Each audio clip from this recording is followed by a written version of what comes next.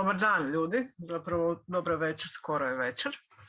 Hvala vam što ste došli na prvi dio Artlesovog čitateljskog kultivatora kojeg smo pokrenuli na poziv Ministarstva kulture vezano uz godinu čitanja.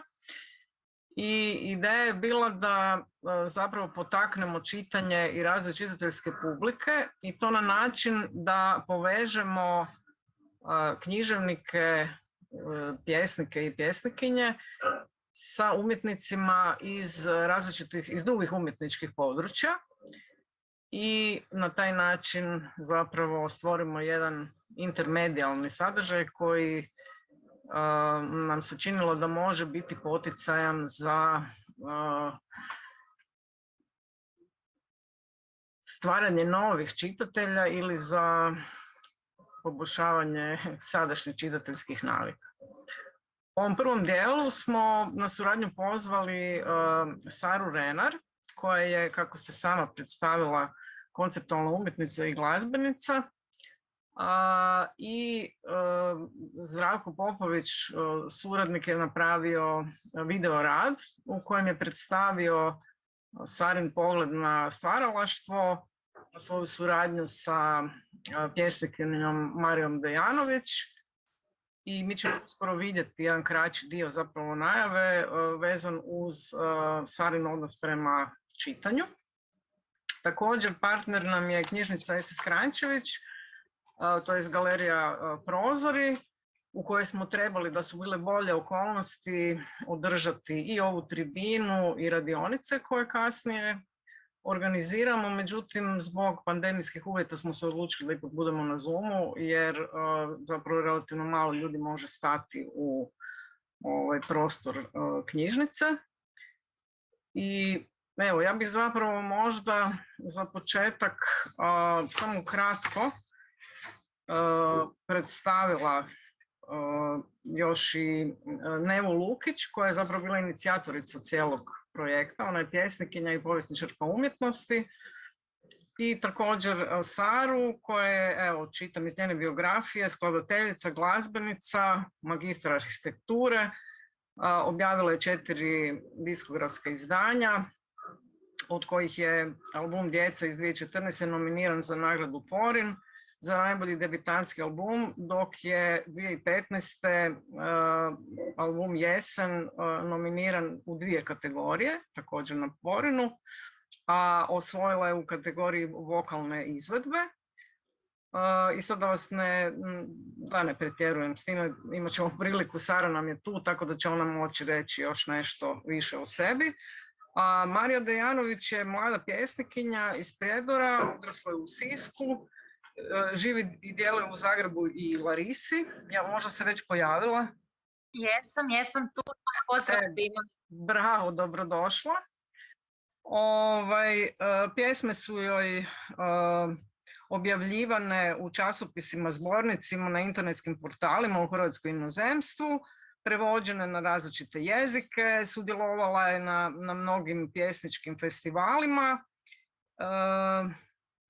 završava studij komparativne književnosti i pedagogije na Filozofskom fakultetu u Zagrebu i dobila je nagradu Goran za mlade pjesnike 2018. za pjesnički rukopis Etika kruha i konja, a to je upravo bila i zbirka na kojoj su Sara i Marija zajednički napravila jedan zajednički intermedijalni rad koji je bio izveden čak i u galeriji događanja na Volovčici, jel' tako? Sara? Šta, pardon, nešto mi je zaštekalo. Aha, kažem da je vaša izvedba Etike kruha i konja je bila izvedena u galeriji događanja na Peščenici svojedobno, je li tako? Da, ali ne samo tamo. Ok. Mislim, evo, bilo je zanimljivo jer mi inače studio Artles surađuje sa Knapom i sa galerijom događanja, baš smo imali nedavno festival. Evo, mislim da je ovo dosta za početak, samo da još provjerim. Pa možemo možda pustiti taj kratki video, pa ćemo onda dalje predati zapravo riječ Nevi koja će nam moderirati ovaj razgovor.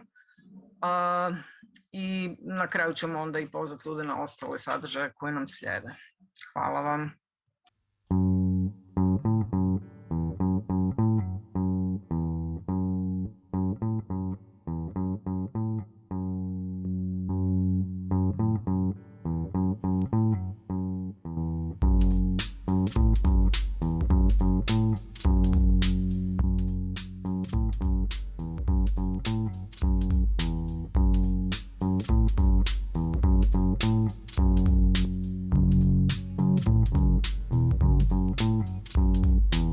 Ja sam Sara Renar. Možda je najbolje da se predstavim zapravo kao glazbenica u nekom, ne znam, širem smislu te riječi. Bavim se pisanjem glazbe, skladanjem, izvođenjem, raznim multimedijalnim projektima i možda je najbolje to reći nekom konceptualnom umjetnosti u širem smislu.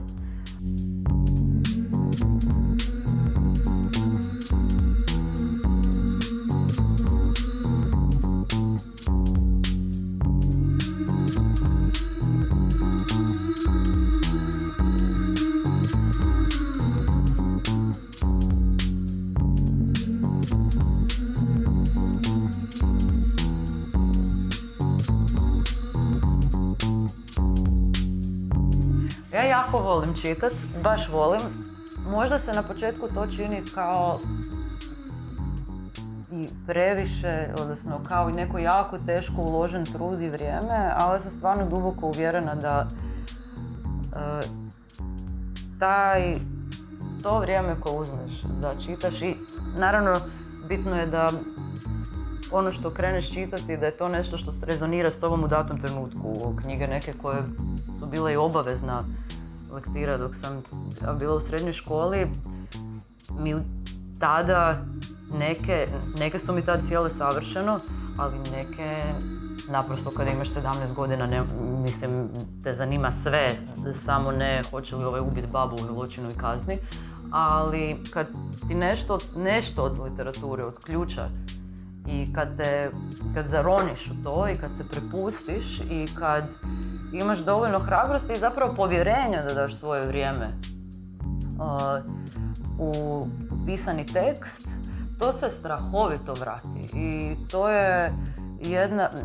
baš obogaćuje, mislim, to sad zvuči uvijek kad se tako čovjek izražava ono grozno staromodno, ali to stvarno obogaćuje duh i razvija ti neku vlastitu oštrinu i u konačnici vjerujem da se vrati i u tvojoj ekspresiji i u načinu na koji percepiraš svijet i u načinu na koji možda nalaziš rješenja za neke probleme i u načinu na koji ti pišeš i stvaraš ili se bilo kako kreativno izražavaš. Tako da, evo, ja stvarno moram reći, čitajte i apsolutno preporučam čitanje.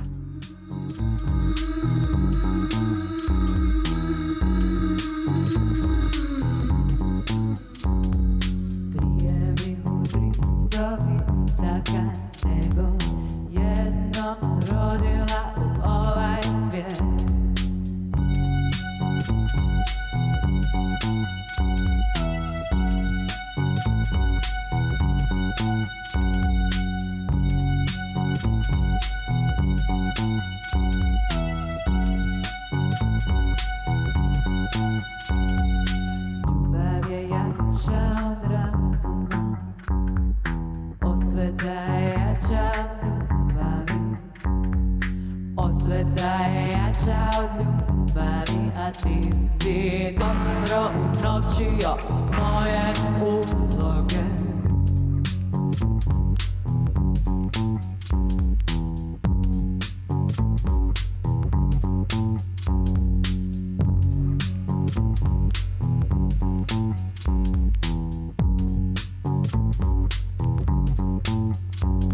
Sve glasnija je muzika, sve glasnija je, čuješ li je? Sve glasnija je muzika, sve glasnija je, čuješ li je?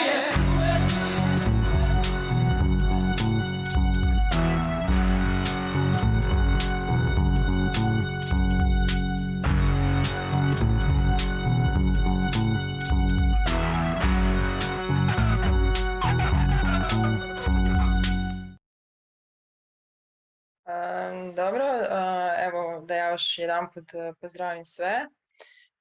Samo bih htjela zamoliti da se svi mutate, jer sam sad primijetila da nam se ubacivao zvuk.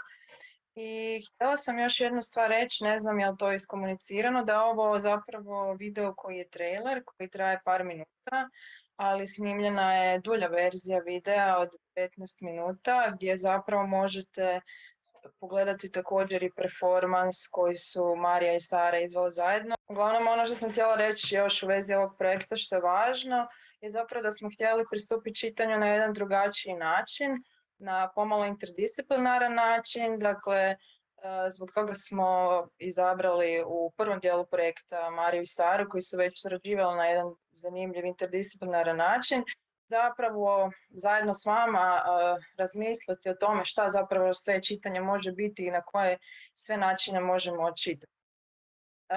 Sad, nažalost, vi niste vidjeli dakle, taj performans od Marije i Sare, ali mi ćemo ovdje pričati o njihovoj suradnji također, a zapravo ta suradnja je krenula od Marijine već spomenute nagrađene zbirke, dakle višestruko nagrađene zbirke, Etika kruha i konja.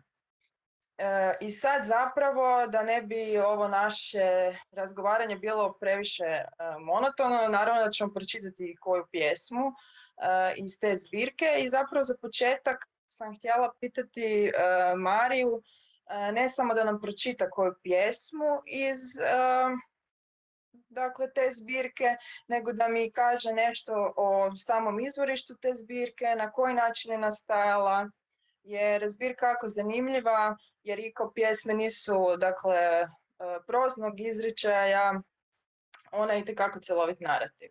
Eto pa za početak ukratko Marija ako nam možeš reći nešto o ishodištu svoje knjige. Može, pozdrav svima. Hvala ti što si me pozvala da sudjelujem u ovom divnom projektu i htjela bi se svima ispričati zbog kašnjenja. Naime, uvijek kad računam vrijeme u Hrvatskoj računam -1 sat jer je ovdje u Grčkoj vremenska razlika. Međutim, gledala sam na laptop koji mi prati zapravo hrvatsko vrijeme, tako da uhvatili ste me nespremno, ali ću rado pročitati nešto i malo govoriti o zbirci. Pa ovako, zbirka je nastajala 2017. 2018. godine, tako nešto, i tad mi je bilo jako zanimljivo. S jedne strane to nasljeđe u mojoj obitelji, nasljeđe koje je, tako reći, na razmeđu između urbanog, ruralnog i malograđanskog. Znači to su ljudi koji su došli sa sela u mali grad, a onda sam ja iz tog malog grada došla u malo veći grad. I ti slojevi mentaliteta, običaja, uloga i žena i muškaraca i životinja bili su mi jako zanimljivi. Tad sam htjela na neki način preko simbola izraziti te odnose koje sam uočavala u društvu, kako se ne bi previše bazirala na vlastitom iskustvu. Htjela sam više govoriti o drugim stvarima zapravo nego o samoj sebi. I tako sam uzela taj motiv konja koji je meni jako zanimljiv, zato što je on gotovo oduvijek uz čovjeka. Njega se ambivalentno promatralo na sličan način kao i ženu. S jedne strane on je tu uz čovjeka, ali je upregnut da obavlja poslove koje čovjek sam ne bi htio obavljati. S druge strane prikazuje ga se u kipovima kao nekog veličanstvenog, prekrasnog, gotovo čarobnog. I tu sam vidjela poveznicu između tretmana konje i tretmana žena. A isto tako kad konj ne vrši svoju ulogu, kad mu se slomi noga ili kad ostari, konj ne završi tako dobro. Na sličan način kao što se i u tradicionalnim društvima ograničavalo ulogu žene. Antipod liku konja je zapravo ta čarobnica koja je zapravo nastajala po liku moje bake. I to je zapravo to nešto, ta snaga femininog, snaga nečega što ne želi biti racionalno zato što je puno jače od toga, zato što prenosi na neki način običaje, njegujuće je, moćno je i zato sam odabrala lik čarobnice. Naravno, kako sam koristila neku mitsku formu, tako i nema puno stvari koje su direktan prijenos iz stvarnog života, nego sam domišljala neki svoj zapravo sustav simbola. Da, to je ono što je meni bilo jako zanimljivo jer si zapravo stvorila neku svoju vlastitu mitologiju. Dakle, nisu to samo čarobnica i konj, dakle, spominje se tu čitav sustav različitih motiva i simbola. Da. Pa kako si rekla da pročitam nešto, mogla bi pročitati Izliječiti konja. To je na početku zbirke, kad se zapravo govori o čarobnici i njezinim načinima. Izliječiti konja. Uvijek je bila pametnija od svojih godina. Pretjecala ih, nadmudrivala, preskakala. Sa 7 je znala množiti vrbe. Sa 17 je mogla izliječiti konja. Godine su dolazile kao sfinge, postavljale pitanja lukavim ustima. Ona se samo smijala, znala je, njezine im riječi ne mogu pomoći. Jednom je pomiješala sjeno noćurka i piljevinu nastalu u izradi stola. Njima je omeđila prozore i vrata. Ovo će nas spasiti od godina. Ipak su 2 godine došle, prerušene u putnike s djetetom. Zamolile su je malo ljudskosti. Zauzdala je jednu, drugoj stavila sedlo i rekla im nosite se ako vam je život drag. Da, dakle u ovoj pjesmi kao što ste mogli vidjeti imamo i humoristične elemente i pomalo ima mi nešto od, čak bi rekla i klasične parabole. Dakle, Marija zapravo mnogo toga jukstaponira, ja bih rekla, u svojoj poeziji.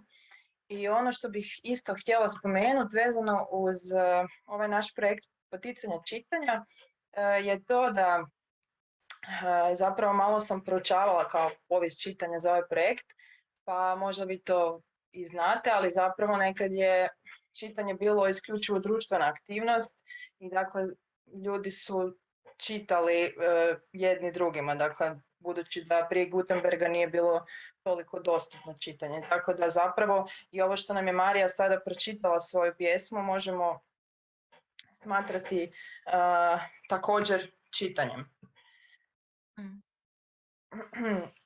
Sad bi možda prešla na vašu suradnju, da mi naravno obje kažete na koji način ste došli na ideju za suradnju, kako se ta suradnja odvijala, kako ste izabrali pjesme koje ćete uglazbiti i tako dalje. Imam dosta pitanja, ali evo ovo za početak. Pa ako se ja dobro sjećam, to je bila godina 2018. i ja sam nastupala na Goranovom proljeću kao prateći muzičar, odnosno kao muzičar improvizator. I prvi put sam se našla u takvoj ulozi tad i to je bilo sjajno jer sam imala priliku, znači, koliko je već pjesnika sudjelovalo na Goranovom proljeću, a nije ih bilo malo, govorimo o jako dvoznamenkastoj cifri. Neki su iz našeg govornog područja, nekima sam i poznavala opus, ali većini ljudi čak i ne. I neki su pritom radili na jezicima, pisali na koji su mi potpuno novi i nepoznati i uglavnom bila sam bačena u vatru da probam na sceni uz pjesnike koji čitaju svoju poeziju na neki način zvukovno muzički odgovoriti. I to je bilo sjajno. Mislim, to je bio jedan meni baš vrlo poučan i vrlo zanimljiv eksperiment i to je trajalo 5 dana u Zagrebu, Lukovdolu, Rijeci i Pazinu, mislim, dan za danom, s tim što je bilo isto zanimljivo pratiti od prvog tog snalaženja na sceni i zapravo ugodnog iznenađenja mene i pjesnika jedni drugima i pjesnikinja do zadnjeg dana kad su praktički već počeli naručivati, znaš, kad ja kažem ovo, ti bi mogla možda ovo aranžmanski napraviti. Uglavnom da skratim, a Marija je te godine također bila sudionica i dobitnica nagrade Goran za mlade pjesnike, ako se ne varam. I na temelju tog sjajnog iskustva i tih intenzivnih tjedan dana mi se Marija javila nešto kasnije te godine da jesam zainteresirana da ovaj put promišljeno, sa nekim naprijed dogovorenim aranžmanima i zadatostima napravimo taj performance, odnosno scenski kolaž ili kako bi to nazvali, na temelju njene zbirke Etika kruha i konja. I ja sam rekla da me jako zanima i tako smo se upustili u tu avanturu. Sad, obzirom da je prošlo 3 godine od tad, moguće da sam nešto ispustila pa me ti Marija ispravi.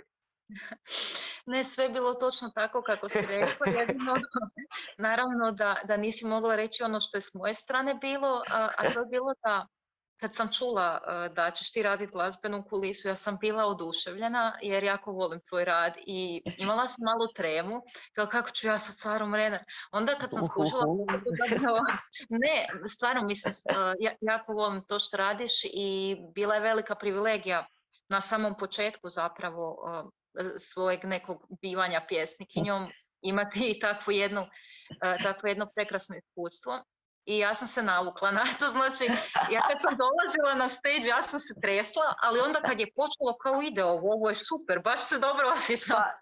Kao onda sam htjela još, kao zašto je to sad gotovo, kao mogli bi mi za promociju nešto, kao da se javim Sari kao ma ne pa glupa je, pa žena ima pametnijeg posla, a onda kao ma ne, pa bilo je super, nemoguće da se samo meni toliko svidjelo. Kao rekla, javit ću se i hvala ti puno što si pristala i baš mi je bilo to jedno prekrasno iskustvo i svidjelo mi se raditi Poplavu kasnije. Ja, da, Poplava je, samo da kratko objasnimo publici, znači kad smo nazvali smo svoj performans u privremenom smještaju kod ljudi radi odabira upravo tog segmenta Marine zbirke. I taj performans je dosta, kako da kažem, imao bi puno veću publiku u Berlinu nego u Zagrebu. Dosta je eksperimentalan, dosta je začudan. Marija je na pozornici jedna vještica u najljepšem smislu te riječi. A Poplavu kad smo radile, više pop, recimo to tako, u pop aranžmanu bio, ali da, kad si otišla u Grčku, kužiš, kako ćemo sad? Ništa preko Zooma, neki live sa delayem od sekunde i 15 minuta kasnije. Mene bi još zanimalo na koji način ste izabirale pjesme koje ćete izvoditi uz glazbenu pratnju? Dakle, niste sve mogla, naravno. Pa ako se dobro sjećam metodologije, mislim da si ti meni, Marija, dala da biram, jel tako? Odnosno, dala si mi neke sugestije.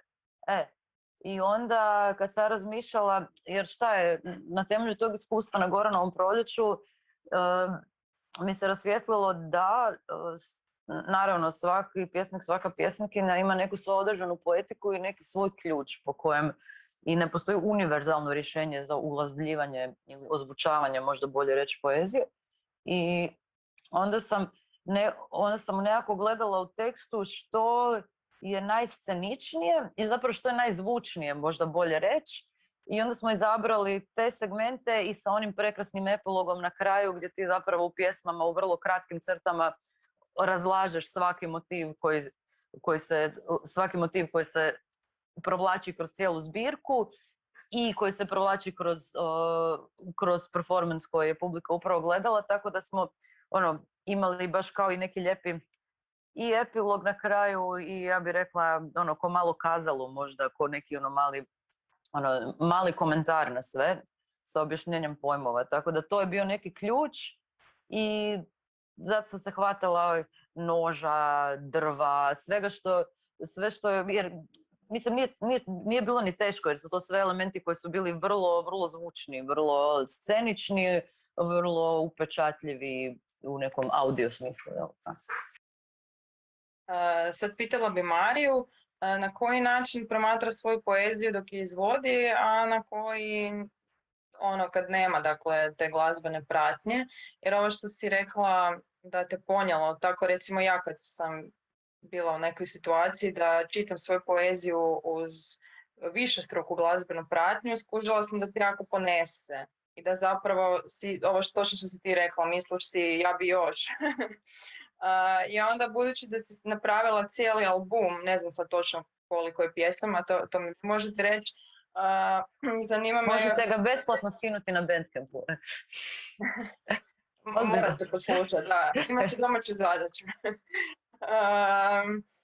Uglavnom, da, na koji način pristupaš sad svojoj poeziji nakon tog iskustva i da li misliš da tvoja poezija je nešto dobila ili možda čak nešto izgubila kad ju na taj način izvedeš, kako je tvoje viđenje? Pa, ja bi se voljela nadovezati na ono što si spomenula prije, a to je da u razdobljima usmenosti ili rezidualne usmenosti poezija jest nešto što se izvodi javno u društvu. To je bila stvar zajednice, stvar prenošenja kako znanja, tako i emocija, sjećanja, a isto tako je bila jedna vrsta otpora, zato što recimo u vrijeme antičke Grčke oni bogatiji su se mogli baviti filozofijom, jer su imali dovoljno sredstava da zapisuju svoja djela.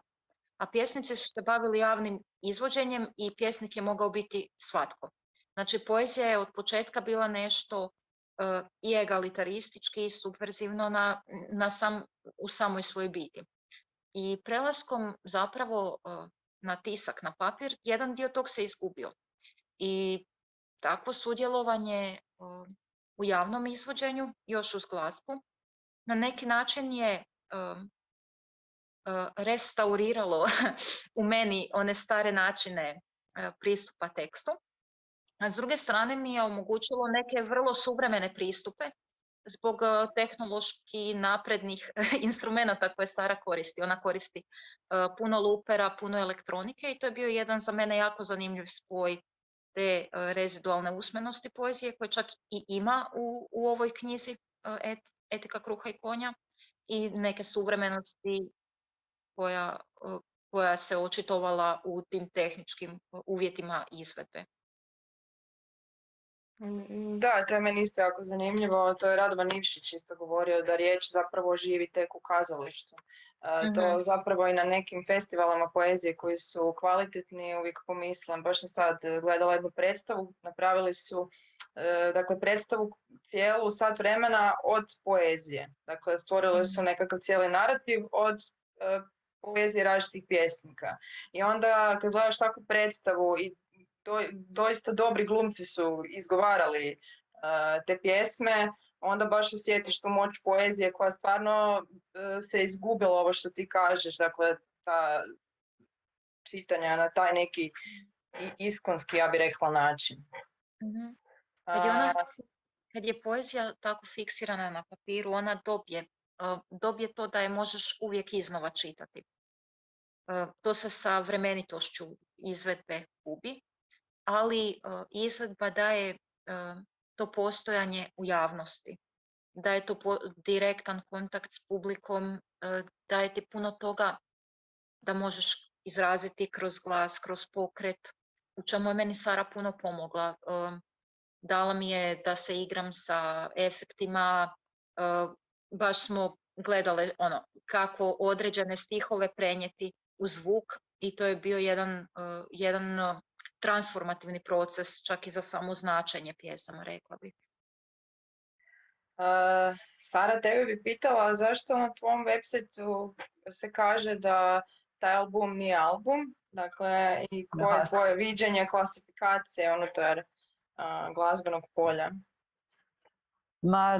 Mislim, to pitanje se oslanja na generalno pitanje i nastojanje glazbene industrije i diskografije još u preddigitalno doba da stvari nužno klasificira, ne bi li se našle na određenoj polici u dućanu. I onda naravno kad kreneš raditi transžanrovske, a pogotovo multimedijalne projekte, onda se naravno nađeš u problemu jer moraš na neki način objasniti ljudima o čemu se nešto radi, tako da sam ja u svom radu generalno shvatila da mi je puno lakše objasniti što stvari nisu nego što stvari jesu, što inače nije baš dobar što se nije baš pokazalo kao jako uspješno u PR-ovskom smislu ali mislim da sam s tim opisom možda najbolje ubala, zato jer na taj način nam je jasno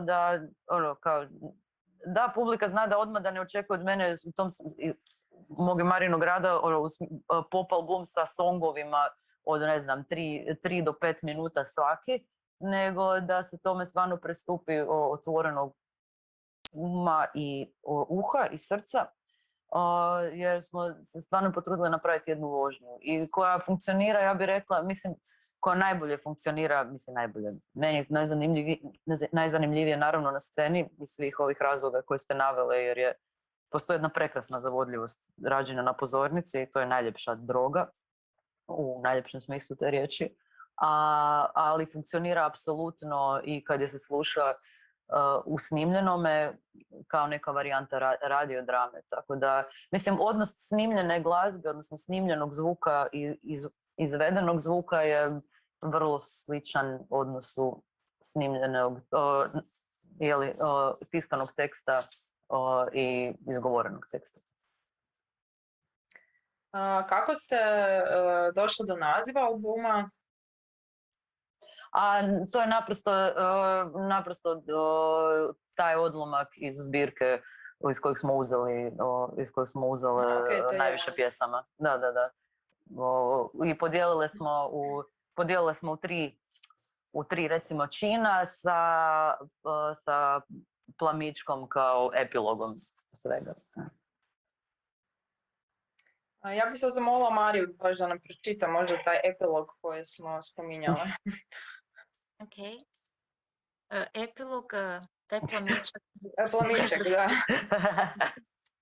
On je svojevrsni glosari osnovnih motiva. To što oprosti, nisam te razumjela. Da je to svojevrsni glosari osnovnih motiva u zbirci. Neki od njih su tako zub, škare, nož, pa ću pročitati neke od njih. Zub. Prvobitni metal je zub. Primitivno kromiran, zub plače kad ga se vadi. Kad vidi zube u nevolji, poprimi njihovu manu. Jedan zub je plamičak, zajedno su skoro škare. Škare. Lastavica nesretnog djetinjstva. Škare su zapravo jedna i nemaju domovinu nego majku. Može nešto tanko, ostalo ne. Škare uglavnom režu uprizorenja. Nož. On ima njušku i ništa više. Uvijek je previše tup, koliko god se trudio imati vrh. Ja sam bio jučer, ti si bila jučer. Tako zvuči nož kad reže nešto što ne može. Kruh. Umjesi mekano, da ne boli. Poslije će se stvrdnuti i ubostite u desni. Stol. Konj bez glave sa čvršćom nogom. Prilagođen za sjedenje, ali drugačije. Za stolom se vodi glavnu riječ. Najveći zločini u povijesti čovječanstva dogovarali su se za osrednjim stolovima. Hvala. Šta je to što ne možete zajedno to izvesti? Mislim da uživo bi bilo moguće. Još jedno pitanje imam prije nego što možda krenemo na ova pitanja koja se detaljnije tiču čitanja je pitanje jezika. Zanimljivo mi je da ti Sara, ti stalno govoriš kad god se čujemo da si u Lavovu, da si negdje u inozemstvu, a ti Marija živiš u Grčkoj. Tako da je neminovno da vas pitam na koji način zapravo vidite hrvatski jezik unutar tog internacionalnog konteksta, odnosno kako ti Marija kao nekakav ekspat u Grčkoj doživljavaš svoj jezik, a ti Sara na koji način nastupaš na tim internacionalnim pozornicama, na kojem jeziku i tako dalje. Pa da, hrvatski jezik u Grčkoj, jako malo ljudi ga govori. Srela sam jednog čovjeka iz Novske u Larisi i to je bilo to od hrvatskih govornika. Zanimljivo je imati misli na jednom jeziku, govoriti s ljudima na drugom, a da svi ostali govore međusobno na trećem jeziku. Zato što i dalje, mislim, komuniciram s ljudima uglavnom na engleskom jer mi grčki nije još toliko dobar. A oni onda govore oko mene na grčkom. Ja njih razumijem sve više, više nego što zapravo i sama znam. Tipa kad su nam došli gosti iz Srbije i Thanos nije bio s nama, trebalo je naručiti u restoranu hranu na grčkom. I onda sam ja skužila da ja zapravo znam grčki dovoljno da naručim hranu. Sila Boga ne boli doslovno. Ali dalje je hrvatski nekako jezik na kojem razmišljam, jezik na kojem pišem. I da, mislim, jezik kao jezik nevidljiv nam je dok se ne istakne ta razlika, a onda ga svugdje vidiš. Da, istina. Da, to je točno to. Mislim, ja sam stvarno dubokog mišljenja da kada se radi o poeziji, kada se radi o takvom tipu stvaranja koji se strahovito oslanja na intuitivno, da to možeš raditi jedino na materinjem, pa koje god da ti bio. Mislim, pod materinjem mislim na jezik na kojem razmišljaš. I jezik na kojem kad ti nešto padne na pod, opsuješ, ne, taj jezik. I tako da tvrdoglavo i dalje, osim naravno ako nisu neki drugi multimedijalni projekti ili što sam sad konkretno u Lavu radila, je bilo sve na ukrajinskom, je bilo jako zanimljivo, ali nije bio moj tekst, nego sam se bavila nekim dokumentarnim snimkama, ali ako pričamo o mojim koncertima i kad ja gostujem kao Sara Renar, muzičarka koja radi svoj koncert u inozemstvu, sve radim na hrvatskom i dalje i doskočim, ajmo reći, tom problemu, makar da se ne zavaravamo, vječna ona dilema da li da se nešto što se zove zabavna glazba u širem nekom okviru, da li da se to radi na engleskom jeziku ili na hrvatskom u zemlji od ovoliko malo stanovnika.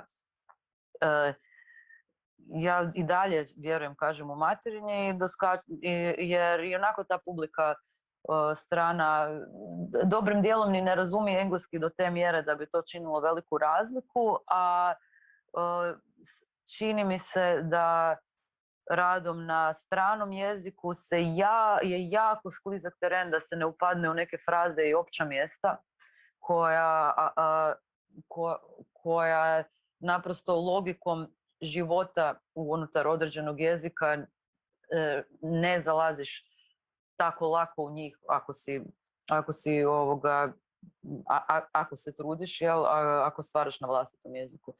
Tako da, ne znam, ja publici podijelim prijevode tekstova, odnosno pjesama na engleski već u kojoj god se zemlji nalazimo, tako da za sad sam prevela uz pomoć prijatelja stvari na njemački, talijanski, francuski i engleski. Da, to je najbolji način zapravo. A mislim, znaš, jer ako je to legitiman postupak u teatru, kad predstave gostuju, onda se titluju, ne? I filmovi, mislim, se ili sinkroniziraju, mada ja sam veliki pobornik i draže mi je titule, čak i da jezik koji ne razumijem, jako želim čuti izvorni. I mislim da je to nešto što se u konačnici prenese sve i da se ne razumije apsolutno ništa, mislim da se ta neka zvučnost i ta neka emocija itekako prenese. Evo. Je. Ljudima bude jako zanimljivo isto tako čuti novi jezik. Da. Sad kad smo bili na ovom Thessalian Poetry Festivalu tu u Grčkoj, imali smo pjesnikinju iz Velsa i Grci su bili oduševljeni čuti velški, znaš, jer nikad to u životu nisu čuli. I kako oni imaju te specifične neke glasove i kako je ona čitala, tako je zadivljena publika oko mene pokušavala oponašati te glasove. Znači, kad su čitali Slovenci su pokušavali raditi č i tako. Bilo to jako zanimljivo. Pa, mislim, zato i treba pokazati, jer umjetnost jest na neki način vrhunac jezika. Pogotovo poezija, pa zatim i glazba. Treba pokazati tu zvučnost i onda će se ljudima to svidjeti. Točno. I mislim da ne treba toga bježati, stvarno. Upravo suprotno. To je odlično, Sara, jer mnogi pređu na engleski, pogotovo u glazbenim vodama, ne? Mislim, naravno, ne kažem ja sad da treba izbjegavati engleski, ali odlično je i dalje zastupati materinji jezik uz naravno prijevode i naravno biti internacionalan, ne? Pa da, mislim, ne govorim ja, kako da kažem, nisu ovo, ne kažem ja to iz nekih, ne znam, nacionalističkih To pobuda, upravo nego govorim, to upravo govorim, da. Nije to Da. uopće nacionalistički. To Ne, se tako nego samo povezuje možda, Da. ali to nije nacionalistički. Nego naprosto mislim da je cijela stvar iskrenija. Evo. Dobro, evo sad bi prešla malo na neka pitanja da malo porazgovaramo o čitanju, da potaknemo ljude možda da čitaju i Mariju i slušaju je u Staru, a možda i neke druge knjige.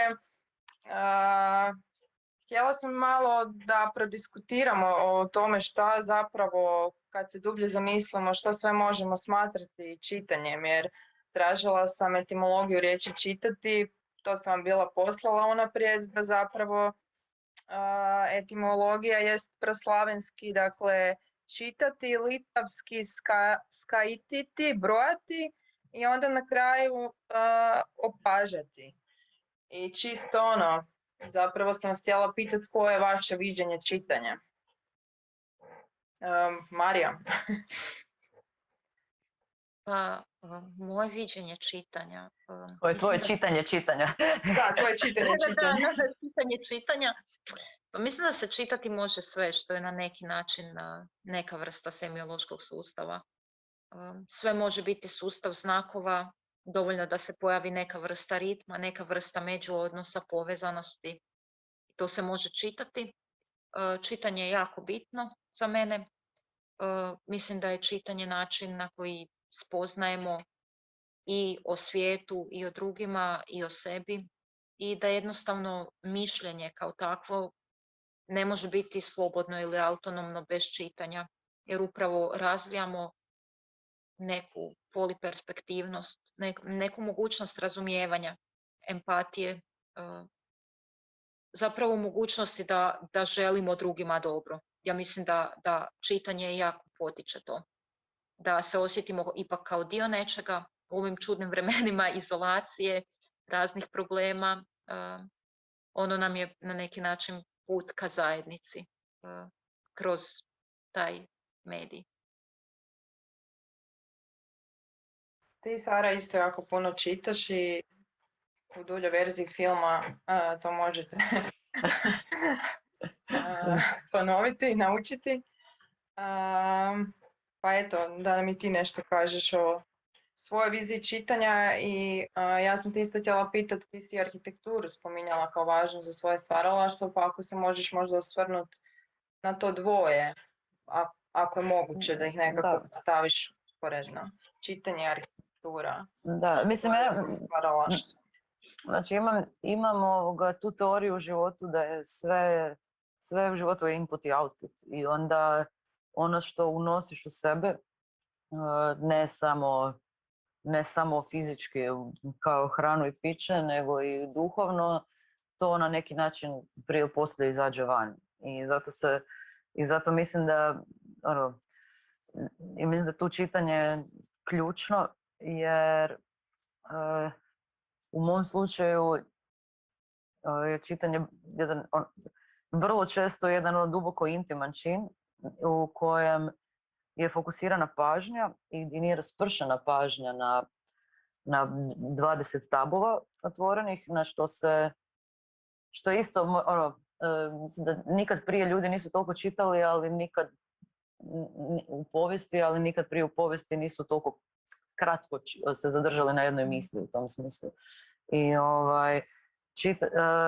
meni čitanje koji Mari apsolutno, mislim imam i gotovo pa terapijski učinak u smislu da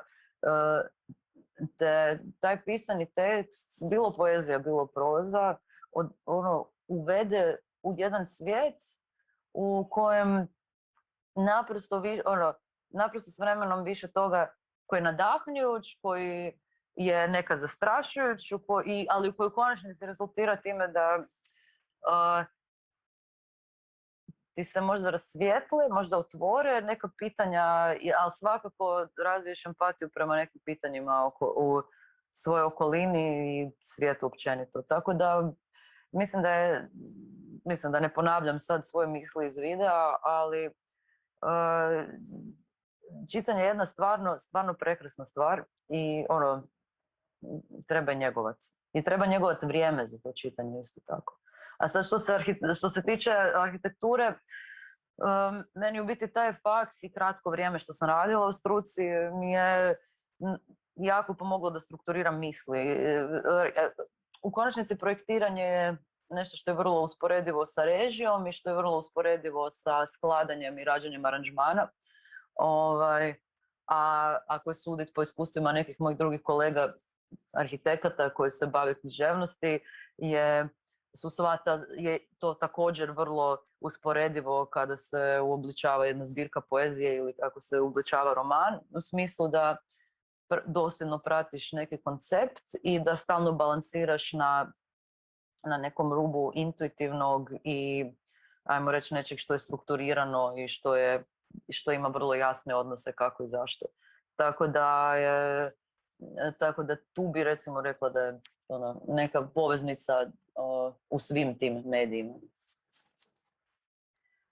Da se vratimo malo na ovo što si rekla isto, da imamo sve manje vremena za čitanje i zapravo nama danas svima fali koncentracije i ja sam razgovarala i s nekim profesoricama u školi, rekli su da djecu pridobiti danas da čitaju, da je to apsolutno moguće.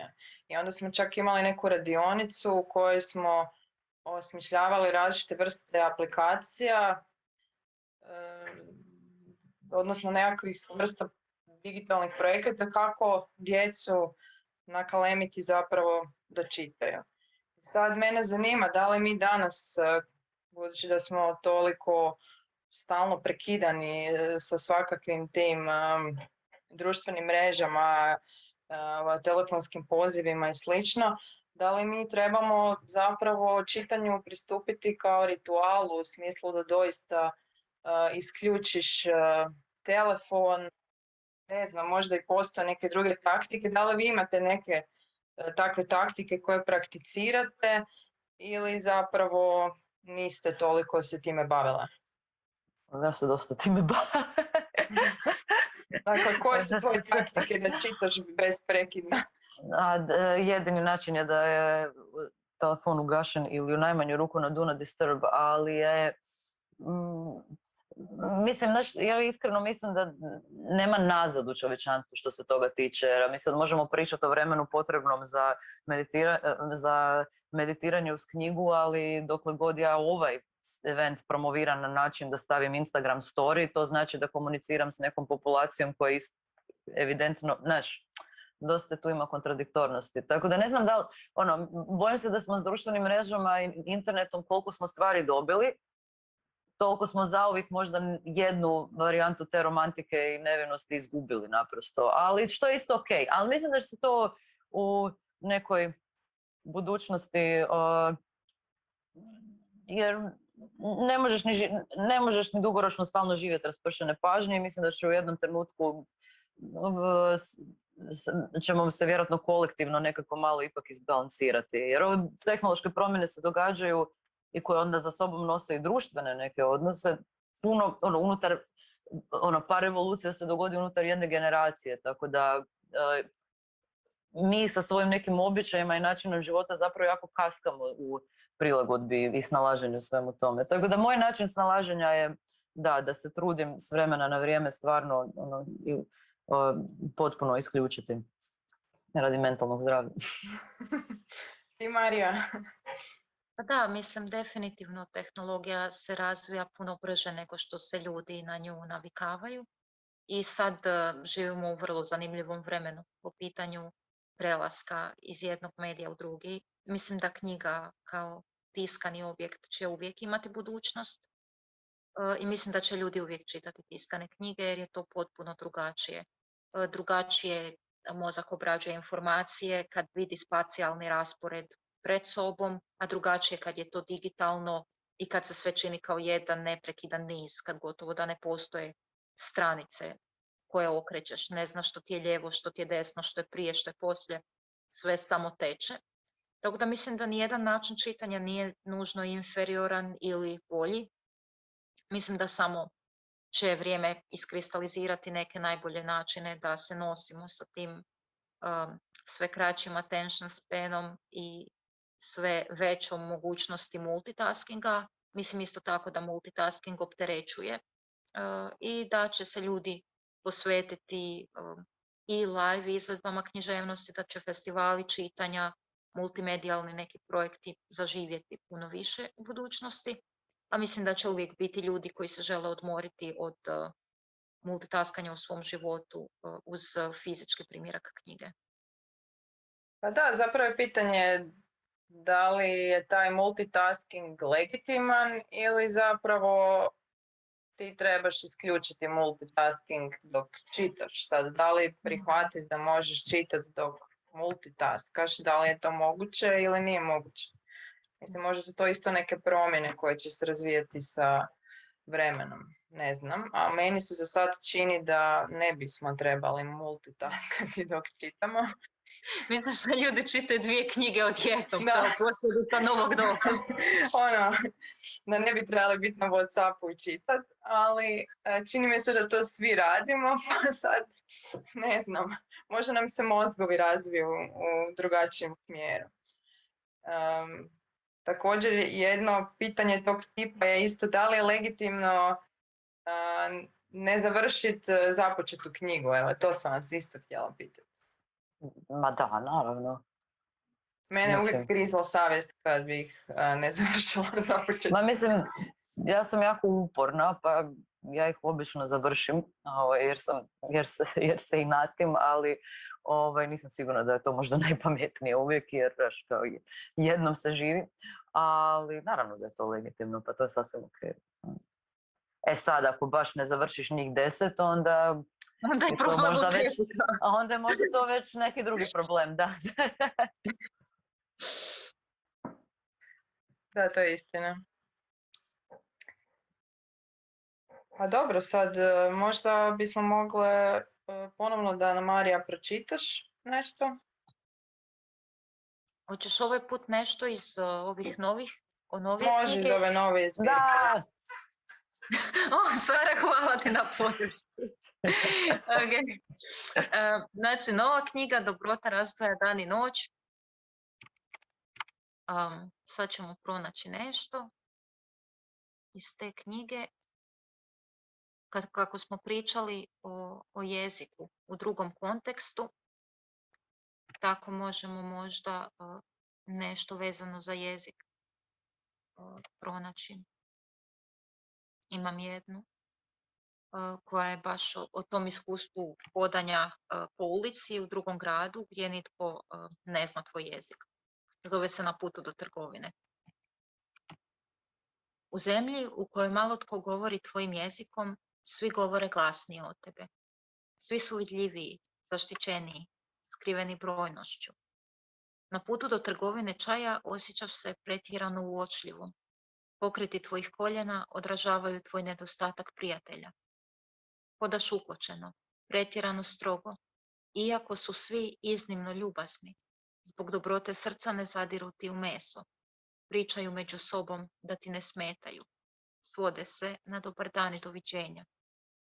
Svejedno, osjećaš se kao metalni šestar, oštra igla čiji se sjajni vrh zabada u beton, metar po metar. Dok hodaš od stana do trgovine, trgovine do stana, za tobom ostaje izbrisiva kružnica tvog prisustva, jezika, međusobnog nerazumijevanja. Kad od dobrohotnog trgovca kupuješ čaj, ti si, a ne suho lišće, izložena iza stakla. Na povratku iz trgovine postaješ im sličnija. Bez cilja pred sobom, oko si koje obuhvaća i ne izriče. Iz ljubavi prema sebi ne pitaš se kako si. Kao što iz ljubavi prema životinjama jedeš biljke koje su posadila nečija djeca, koja nikad neće moći priuštiti hranu koju sade. Kupuješ u plastičnoj vrećici indijske orašiće, čija proizvodnja topi ženama s prstiju identitet. Ali to su neke druge žene, negdje daleko, žene čijim se sestrama ruše gradovi na glave, legalne robinje. Ti si svoje teške dane sama odabrala. Kupila si njima svoje sretne dane. Ulice su pune malih trgovina. U svakoj trgovini puno pletenih košara. U svakoj pletenoj košari mali osobni poraz. Hodaš plave kose, plavih očiju. Zbog kože preplanule od sunca, lijepo te je vidjeti na svakoj ulici. Kažu li ti nešto na tom jeziku, sliježeš ramenima ispod šešira. Mogli su ti reći da te vole ili ti opsovati mater, a ti ne bi znala ko je. To je neznanje, tvoja mala osobna pobjeda. Bravo. To je ono kad ne znaš doslovno ni jednu riječ, kad si tek došao. I apsolutno sve što zvuči oko tebe je kao da nemaš pojma o čemu je. I onda se osjetiš nekako usamljenim, ali onda shvatiš da zapravo je to tvoja neka vrsta snage, zato što možeš reći što god hoćeš i možeš napraviti da te niko ne razumije. Meni je to ko svojevrsni performans, to mi je performersko iskustvo. Jer sam i sama imala isto tako iskustvo i to mi je baš kao da si se ponovno rodio i baš mi je kao svojevrsni performans, kao da živiš u nekoj drugoj dimenziji.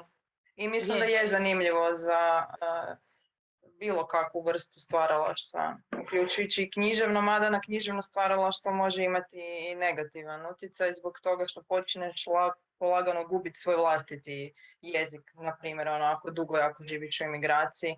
Meni je recimo, ne znam, kad sam bila zapravo nije to sad, to je već prije korone je to bilo, na nekakvoj tribini sa Marinom Abramović. Ok, ona nije književnica, ona je performerica, ali zna ona još uvijek svoj materijni jezik, ali vidiš da da ga je izgubila s vremenom.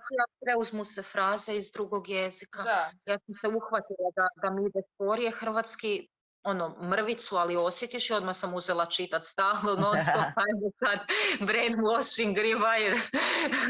Ali znaš što je zanimljivo? Ja to vidim kod prijatelja generacije mojih roditelja koji su emigrirali tipa u SAD i onda svake godine se oko Božića i na ljeto vraćaju i to je neka zagrebačka, oni su otišli, ne znam, krajem 80-ih, još prije rata. Znači, oni zagrebački novovalni, znaš, koji se pokušava rekreirati u serijama, to oni tako govore. Jer, znači, njima je ostao jezik konzerviran iz vremena kad su oni bili mladi i otišli. I još su otišli u preddigitalno doba. I onda naprosto, znaš, i dalje govore čvenk, znaš, škvadra, galakit, znaš, tako neke stvari koje su potpuno ispale. Znaš, da, ali znaš koje su se koristile, ali su koristile 85. kada znam, znaš, mislim, interesantno mi je, zapravo su uhodili, zapravo je ta generacija koja je u nekom trenutku napravila rez i otišla iz zemlje, zapravo su hodajući, živi muzej nekog jezičnog identiteta nekog vremena. Da. Je, točno, to sam ja primijetila isto. Dosta ljudi kojih nema dugo da im se konzervira taj jezik, da. Mislim da se u ovoj varijanti sveopće premreženosti i video poziva i digitalija, možda se to manje sad dogodi, ali ovi koji su otišli u preddigitalno doba se baš se kuži. Je, točno, baš. Dobro, i sad ne znam, mogli bismo privesti ovaj naš razgovor kraju, a za kraj vas zamolila da preporučite svaka neku knjigu možda publici. Hoćeš ti prva, Marija? Može, uskoro izlazi u Frakturi izbor iz poezije Andrijane Škunce. To će biti super knjiga, tako da preporučam to čim izađe da si nabavite. Izbor sam radila ja, priredila je knjigu urednice Monika Herceg.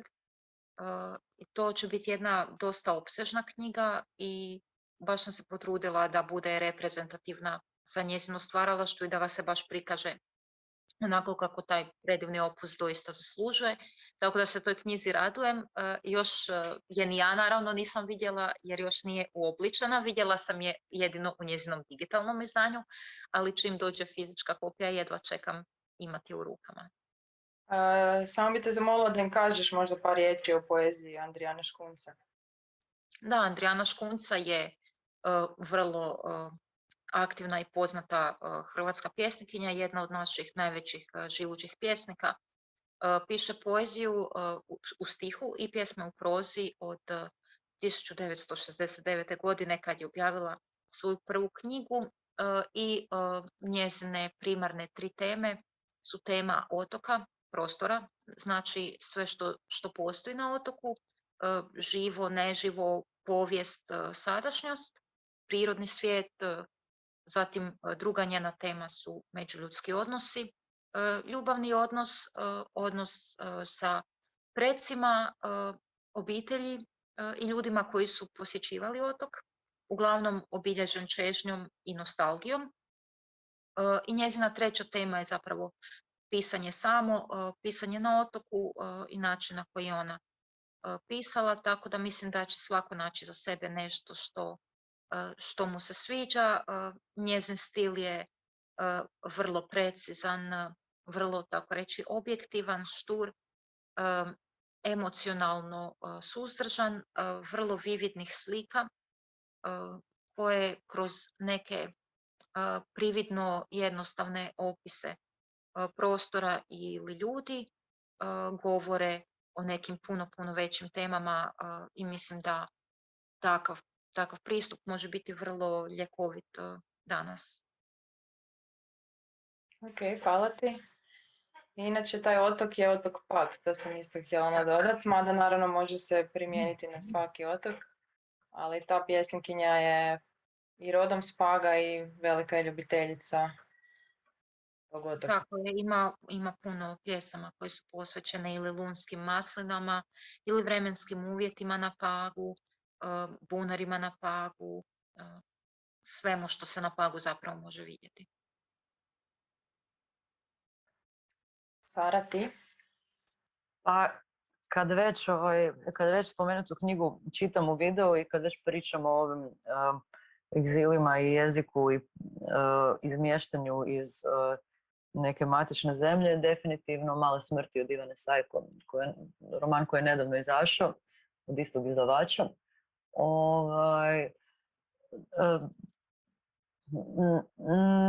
Mene je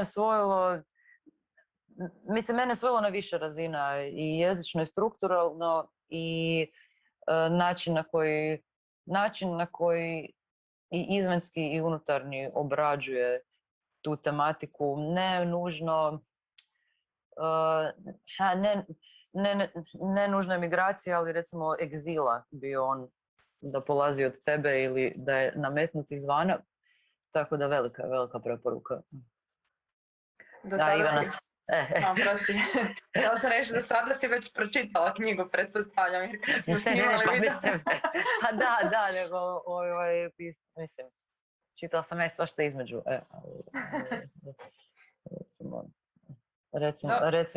Recimo da bi to preporučila definitivno.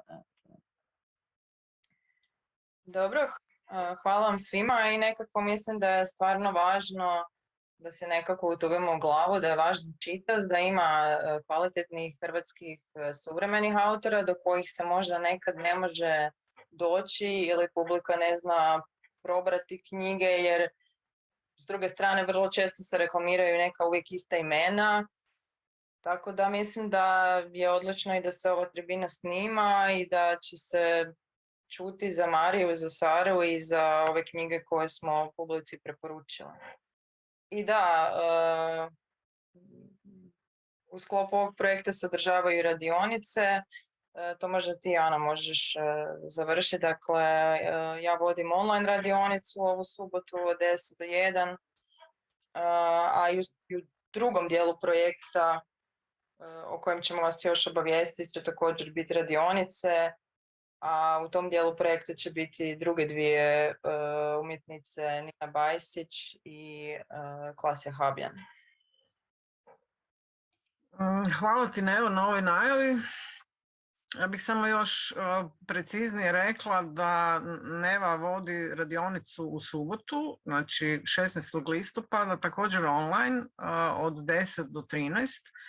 i možete se javiti na njezin mail koji vam može poslati u chatu kao za prijavu i onda ćemo vam poslati link.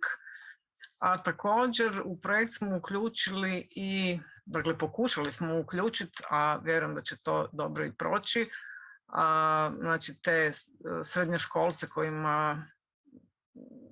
koji imaju issues sa čitanjem, a jedna škola u kojoj će Neva odraditi radionicu 21. listopada, mislim, je ugostiteljsko turističko učilište i zapravo će predstaviti ovaj film koji smo napravili, a onda će Neva govoriti o tome što se čitanje može biti i na koje načine se ono može shvatiti. I također će se čitati poezija Marijina, te će se pokušati motivirati mlade ljude da stvore i svoje radove koji će biti nadahnuti formom, sadržajem i motivima te zbirke. Nešto šire će biti za ovog 16. u subotu, a projekt, znači drugi dio projekta kojeg je Neva spomenula, u kojem nam sudjeluju Klasja Habjan koja je dizajnerica i zapravo likovna autorica, i Nina Bajsić, pjesnikinja, kantautorica i dramaturginja, se odvija za 2 tjedna. Dakle, 28.10. u četvrtak ćemo imati tribinu, također online u ovo isto doba, i u subotu nakon toga 30.10. će Klasja Habjan online voditi radionicu ilustriranja književnog djela, što je vrlo zanimljivo i vjerujem da bi moglo biti interesantno ljudima koji se žele baviti ilustracijama, a ona je savladala vještinu elektronskog crtanja, dakle na tabletu koji ima tu mogućnost, i u filmiću kojeg je Zdravko Popović snimio se to i pokazuje i vrlo je zanimljivo. A također u programu će biti još jedna radionica sa srednjoškolcima, ovog puta iz Ruđera. Mislim da se termin treba još odrediti jer je neki predviđeni termin propao. Pa to ćemo sve objaviti na stranicama, na Facebook stranicama Studija Artles i svugdje gdje možemo. Tako da evo, pozivam vas i da linkate i da širite dalje informacije. Bilo je vrlo sadržajno i zanimljivo i jako mi je zapravo lijepo kako je na neki način ispalo da je cijeli projekt na neki način ženski. I evo, lijepo mi je i drago da smo mogli tako sadržajno razgovarati o kreativnom poslu u jednom području koji meni je blisko kroz čitanje, ali do sada se Studio Artles nije bavio isključivo čitanjem, pa evo, meni je osobno vrlo zanimljivo ulaženje u jedno novo područje i hvala vam svima. Hvala Sara, hvala Marija, hvala Nevo što si nas pozvala na suradnju. Eto, meni je bilo ugodno i lijepo, mislim da smo što se tiče tajminga nekako taman. Eto, hvala vam svima. Hvala svima. Jel Sara i Marija hoćete nešto dodati? Pa ništa, hvala na pozivu i baš je bilo ugodno razgovarati s vama. Da, hvala puno na pozivu i meni se isto jako svidjelo sudjelovati, baš je bilo ugodno i lijepo. I želim vam puno sreće svima u daljem radu.